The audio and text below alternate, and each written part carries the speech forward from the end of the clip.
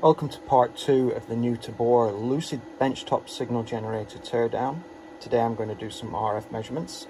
Got the spectrum analyzer set up here, got a 1 GHz center frequency, got the resolution bandwidth set to 100 kHz, so we've got a good sweep speed over 500 MHz. So why don't I turn the RF power on now?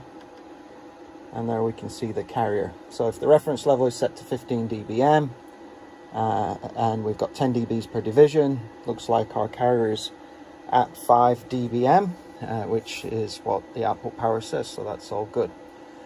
We've got 10, 20, 30, 40, 50, about 60 dBs of range here with this resolution bandwidth filter. I can take it down another step to 30 kHz, slows down the sweep speed a bit, but I'm really looking for some spurs in this 500 MHz span. It looks good, nice and clean.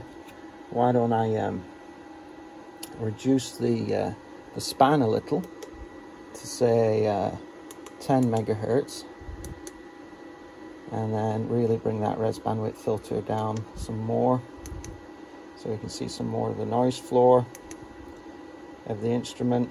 Sorry, not the instrument. Well, this instrument, not this instrument.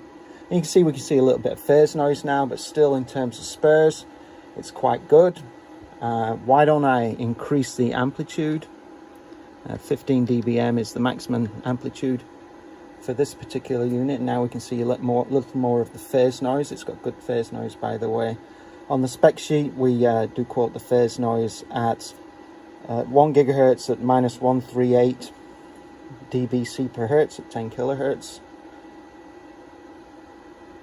Very clean. So why don't I just now change the center frequency here to 2 GHz, so we can have a look at the harmonics.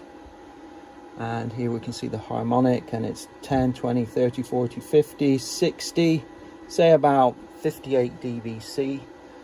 Spec sheet says 50 dBcs from 100 MHz to 12 GHz, so that's well within the performance of the instrumentation. As I do the measurements, I do find that the spec sheet is reasonably conservative.